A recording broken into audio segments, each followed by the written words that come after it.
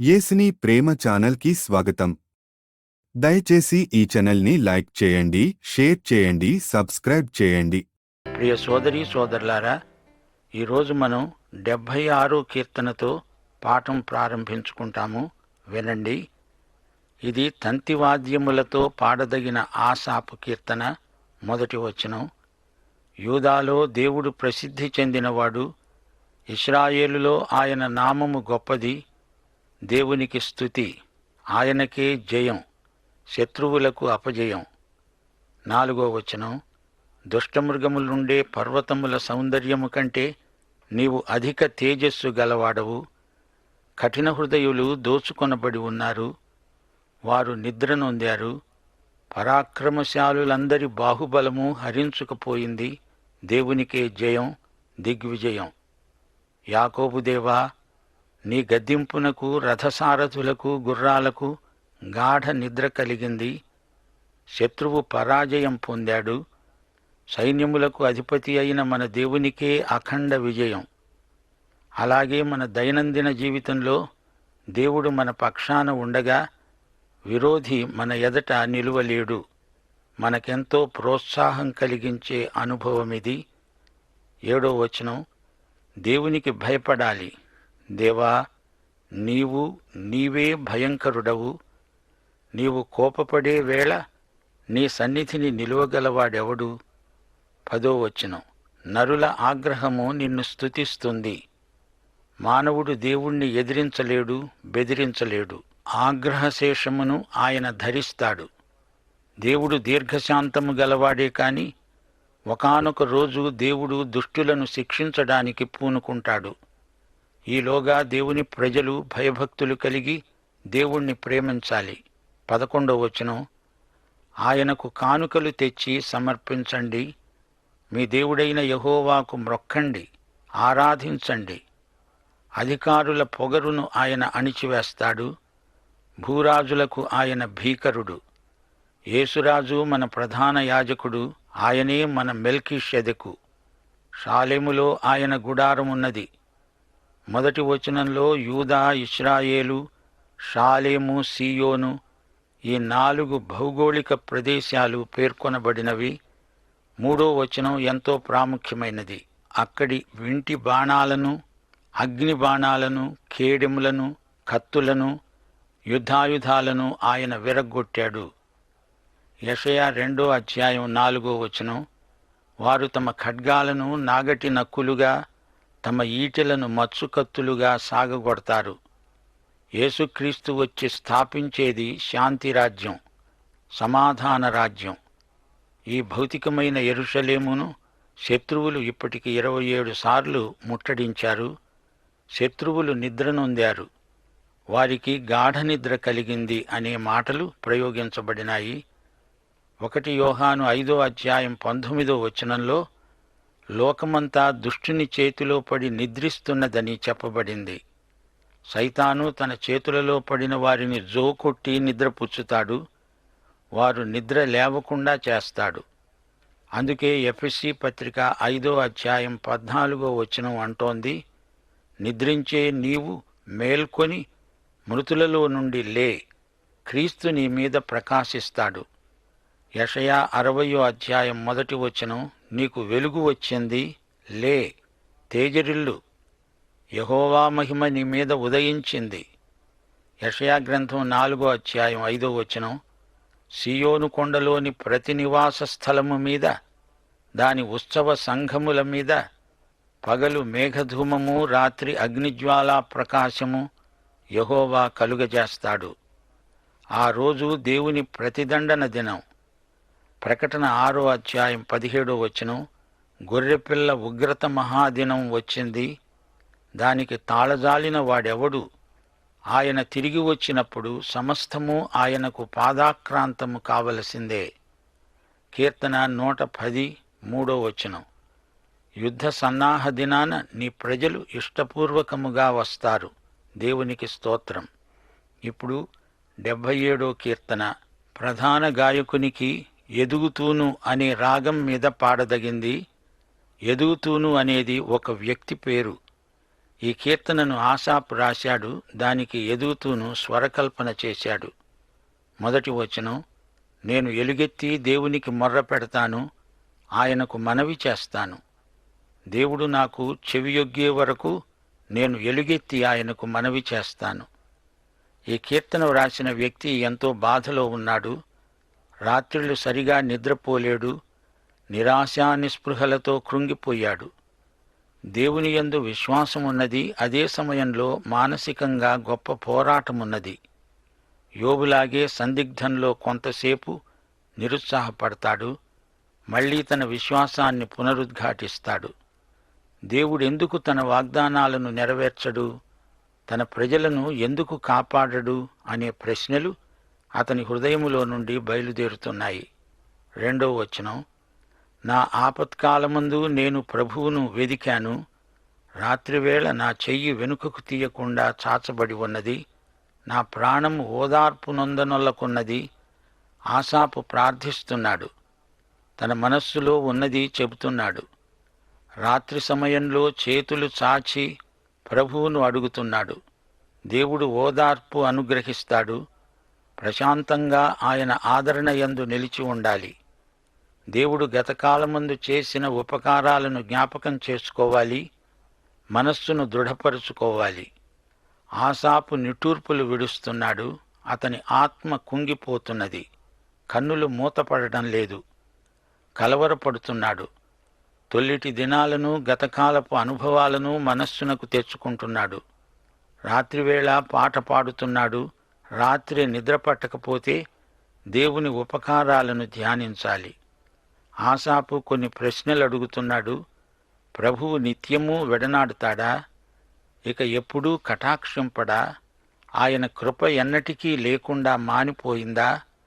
ఆయన సెలవిచ్చిన మాట తరతరాలకు తప్పిపోయిందా? ఆయన కటాక్షించడం మానివేశాడా? కోపించి వాత్సల్యత చూపకుండా ఉంటాడా? కష్టదశలో దేవుని బిడ్డలు ఇలాంటి ప్రశ్నలే అడుగుతుంటారు. ప్రియ శ్రోతలారా, దేవుడు చాలా మంచివాడు. ఆయన కృప ఎన్నటికీ ఆగిపోదు, వీగిపోదు. నీ వైఖరి ఎలా ఉన్నా దేవుడు నిన్ను ప్రేమిస్తాడు. ఆసాపు తనలో తానే తన వైఖరికి కారణమేమిటో తలపోసుకుంటున్నాడు. అంటున్నాడు, నాకు కలిగిన శ్రమను బట్టి మహోన్నతుని దక్షిణ హస్తము మార్పు నొందింది అనుకున్నాడు. యెహోవా పూర్వము నా పట్ల చేసిన ఆశ్చర్యకార్యాలను మనస్సునకు తెచ్చుకుంటాను, ధ్యానిస్తాను, దేవుని క్రియలను తలపోస్తాను. ఆసాపు అంటున్నాడు. 13వ వచనం, దేవా, నీ మార్గము పరిశుద్ధమైనది, నీ వంటి మహాదేవుడు ఎక్కడ ఉన్నాడు? ఆశ్చర్యకార్యములు జరిగించే దేవుడవు నీవే కదా. జనములలో నీ శక్తిని నీవు ప్రత్యక్షపరచుకొని ఉన్నావు. ఆసాపు ధ్యానించిన అంశమేమిటి? ఇశ్రాయేలీయులు ఈజిప్టు నుండి విడుదల పొంది వచ్చిన చరిత్రను ఆసాపు మననం చేసుకుంటున్నాడు. ఎర్ర సముద్రాన్ని వారు దాటిన వైనం అతని మనస్సులో మెదులుతున్నది. రాత్రివేళ వారు పొందిన అనుభవాలు ఆసాపు జ్ఞాపకం చేసుకుంటున్నాడు. ప్రజలు భయపడ్డారు. దేవుడు తమను విడిచిపెట్టాడనుకున్నారు. కాని దేవుడు వారిని విడువలేదు, ఎడబాయలేదు. శత్రువుకే అపజయం కలిగింది. దేవుని శక్తి ప్రత్యక్షమైంది. తన బాహుబలంతో దేవుడు యాకోబు, యోసేపుల సంతతిని విమోచించాడు.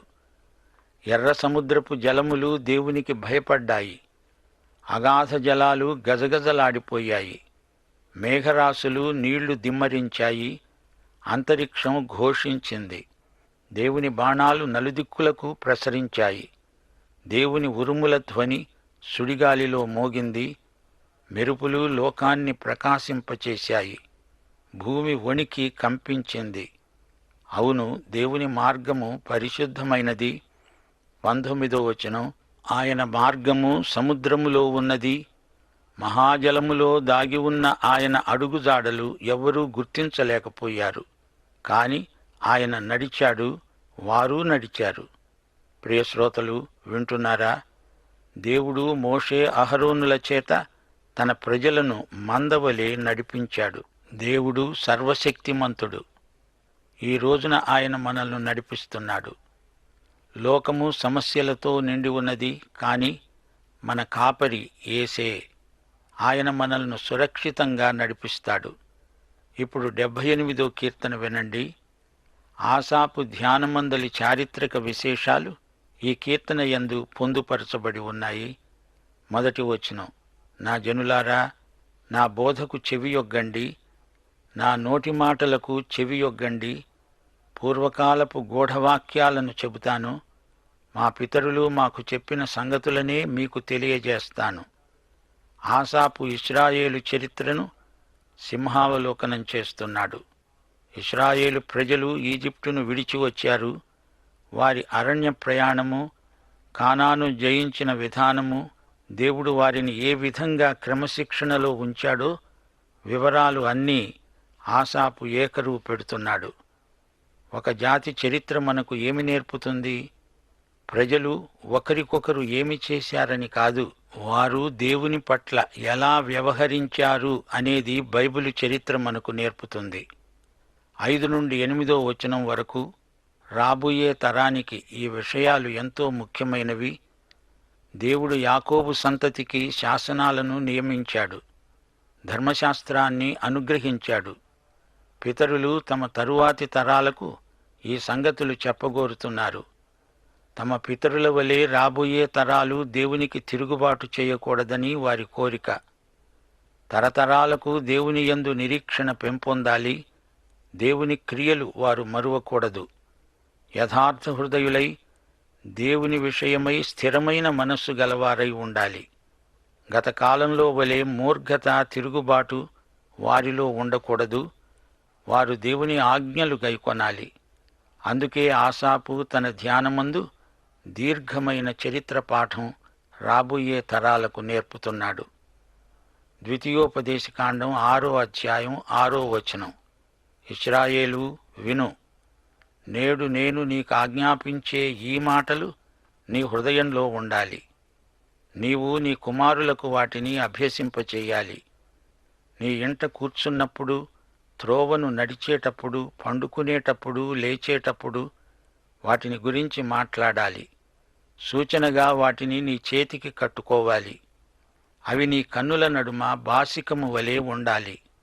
నీ ఇంటి ద్వారబంధముల మీద, నీ గౌనుల మీద వాటిని రాయాలి.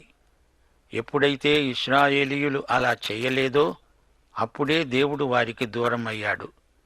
దేవుడు వారిని శిక్షించవలసి వచ్చింది. 9వ వచనం నుండి చరిత్ర విషయాలను ఆసాపు చెప్తున్నాడు. ఎఫ్రాయిము యుద్ధానికి వెళ్ళలేదు. దేవునికి మనము విశ్వసనీయులమై ఉండాలి. 17 నుండి 19వ వచనం వరకు వారు దేవునికి విరోధముగా పాపం చేస్తూ వచ్చారు. అడవిలో మహోన్నతుని మీద తిరుగబడ్డారు.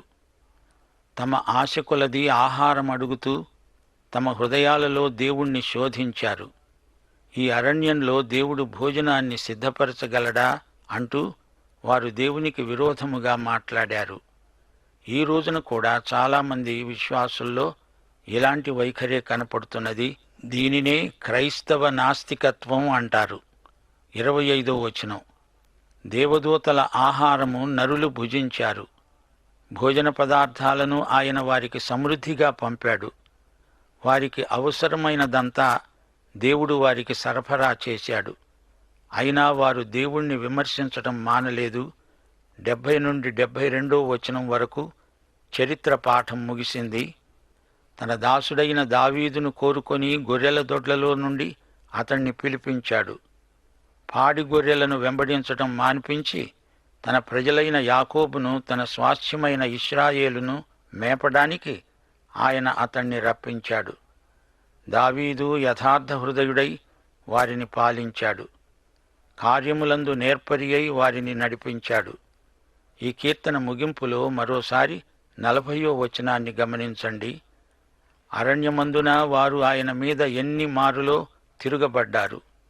ఎడారియందు ఆయనను ఎన్ని మారులో దుఃఖపెట్టారు. ఇశ్రాయేలు జాతి తిరుగుబాటు మనస్తత్వం గలది. అయినా దేవుడు కృపగలవాడు. వారిని క్షమించాడు. వారు గుణపడడానికి ఎన్నెన్నో అవకాశాలిచ్చాడు. వీరు దేవుని దీర్ఘశాంతాన్ని శోధించసాగారు. పశ్చాత్తాపం చెందిన ప్రజలు పాపాన్ని విడిచిపెట్టాలి. తిరిగి అదే పాపం చేయకూడదు. దేవుడు వారికి ఒక గొప్ప రాజును ఇచ్చాడు. అతడే దావీదు. అతడు గొప్ప ఆధ్యాత్మిక నాయకుడు. మొదట అతడు గొర్రెల కాపరి. అతడు యథార్థ హృదయుడు. అతడు శక్తి సామర్థ్యములు గలవాడు. కార్యములయందు నేర్పరి, సమర్థుడు.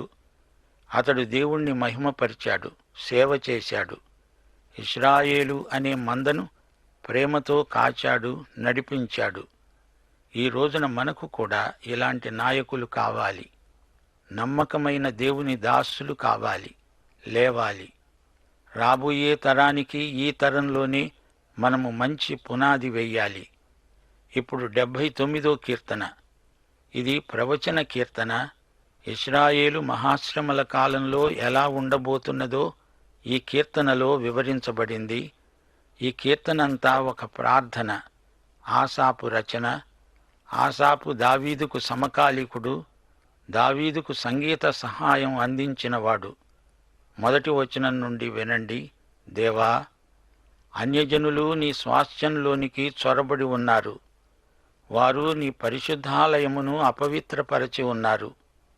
యెరూషలేమును పాడుదిబ్బలుగా చేశారు. నెబుకద్నెజరు మొదలైన బబులోను రాజులు యెరూషలేమును ధ్వంసం చేశారు. ఇశ్రాయేలు జాతికి భవిష్యత్తులో మహాశ్రమలు రాబోతాయని ఈ కీర్తన ప్రవచిస్తున్నది. ఇశ్రాయేలీయులు బబులోనుకు చెరగొనిపోబడినారు. మనము ఇప్పుడు కీర్తనలోని లేవీయకాండ భాగంలో ఉన్నాము. అందుకే దేవుని ఆలయం పదే పదే ఈ కీర్తనల్లో ప్రస్తావించబడింది. 2వ వచనం. వారు నీ సేవకుల కళేబరములను ఆకాశ పక్షులకు ఎరగా, భూజంతువులకు ఆహారముగా నీ భక్తుల శవాలను పారవేశారు. అనేక మంది దొంగ ప్రవక్తలు యెరూషలేము నాశనము కాదని ప్రవచించారు. కాని యిర్మీయా యెరూషలేముకు కలగబోయే విపత్తును తేటగా ప్రవచించాడు. ప్రజలు అతని మాట వినిపించుకోలేదు.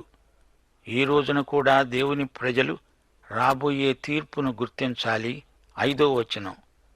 యెహోవా, ఎంతవరకు కోప్పడతావు? ఎల్లప్పుడూ కోప్పడతావా? నీ రోషం అగ్నివలె ఎల్లప్పుడూ మండుతూ ఉంటుందా? 8వ వచనంలో దేవుణ్ణి క్షమాపణ వేడుకుంటున్నాడు. మేము బహుగా కృంగి ఉన్నాము. మా పూర్వీకుల దోషములు జ్ఞాపకం చేసుకొని నీవు మా మీద కోపముగా ఉండవద్దు. నీ వాత్సల్యము త్వరగా మమ్మను ఎదుర్కొననియ్యి. మేము బహుగా కృంగి ఉన్నాము.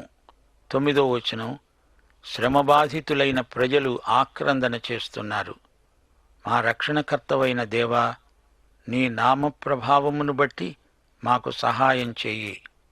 నీ నామమును బట్టి మా పాపములను పరిహరించి మమ్మను రక్షించు. తమ దీనస్థితిని బట్టి ఇశ్రాయేలు ప్రజలు దేవునికి మొర్రపెట్టారు. 13వ వచనం. దేవుని ప్రజలు కృతజ్ఞతాస్తుతులు సమర్పిస్తున్నారు. అప్పుడు నీ ప్రజలము, నీ మంద గొర్రెలము అయిన మేము సదాకాలము నీకు కృతజ్ఞతాస్తుతులు సమర్పిస్తాము. తరతరముల వరకు నీ కీర్తిని ప్రచురపరుస్తాము. రాబోయే రాజ్యంలో దేవుడు తమకు చేసిన మేళ్లను పురస్కరించుకొని వారు దేవునికి కృతజ్ఞతాస్తుతులు సమర్పిస్తారు. పాఠం ఇంతటితో సమాప్తం. యేసుక్రీస్తు వారి కృప, దేవుని ప్రేమ, పరిశుద్ధాత్మ సహవాసము మనకు సదాకాలము తోడై ఉండునుగాక. ఆమేన్. దయచేసి ఈ ఛానల్ని లైక్ చేయండి, షేర్ చేయండి, సబ్స్క్రైబ్ చేయండి.